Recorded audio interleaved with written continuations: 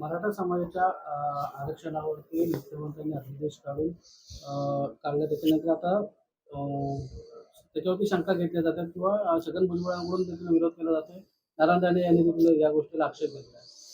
असं आहे की मनोज जरांगे पाटलांना मी मनापासून धन्यवाद देतो, त्यांचं अभिनंदन करतो.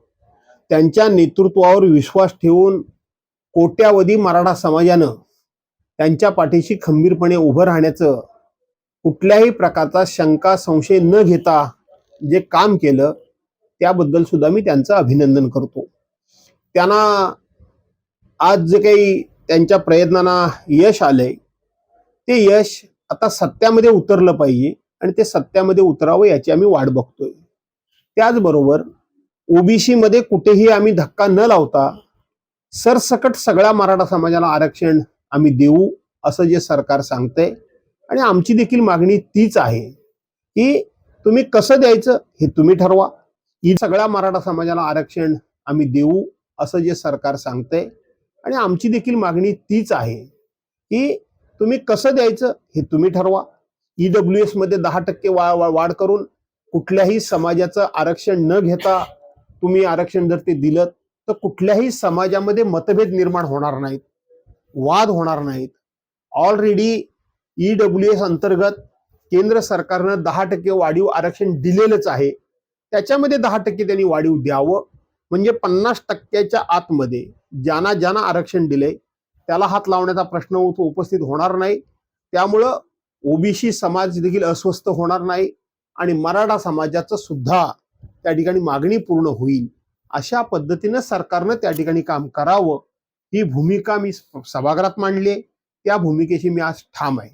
त्यामुळे इतर कोण काय बोलतायत, भुजबळ काय बोलतायत किंवा राणे काय बोलतायत याच्याशी मला काहीही देणं घेणं नाही. सर, सरसकट हा जो शब्द आहे त्या शब्दामुळे कोकणातील मराठा समाज संभ्रमात आहे आणि त्यामध्ये विरोधाची देखील भूमिका घेते. तुम्हाला काय वाटतं की ह्या आरक्षणाचा ह्या ज्या जाती बदलण्याची जी भीती वाटते ह्या लोकांना, तर त्याच्यावरती तुम्ही काय सांगता? सरसकट ह्याच्यामध्ये जात कशी बदलली जाईल? सरसकट जात कशी बदलली जाईल? सरसकट ह्याचा अर्थ कुणबी प्रमाणपत्र नाही.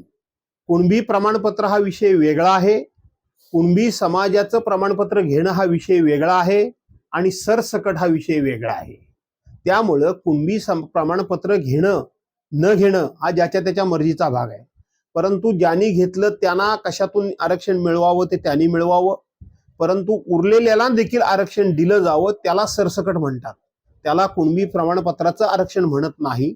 त्यामुळं सरसकट या शब्दाची व्याख्या निराळी आहे. हा कायदा बनेल असं तुम्हाला वाटतं का? तुमच्या 40 वर्षाचा अनुभव आहे, मी अपेक्षा करतो किंवा मी विश्वास बाळगतो की मुख्यमंत्री पुन्हा शिवाजी महाराजांच्या पायाला हात लावून बोलतायत. त्या अर्थी हे आरक्षण मिळावं एवढ्याच माझ्या सदिच्छा राहतील. फक्त मी मागच्या वेळेला जे सांगितलं होतं की मुख्यमंत्र्यांनी शिवाजी महाराजांच्या पायाला हात लावून शपथ घेतली, ती भावनेच्या आरी घेतली की त्यांच्याकडे नक्की कुठला उपाय आहे याचं उत्तर त्यांनी द्यायचं आहे.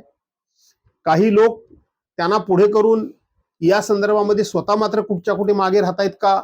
माझा राहतायत असा आरोप नाही, राहतायत का? अशा पद्धतीची परिस्थिती निर्माण होऊ नये एवढंच मी अपेक्षा व्यक्त करेन. यापेक्षा या विषयावर मी जास्त भाष्य करणार नाही.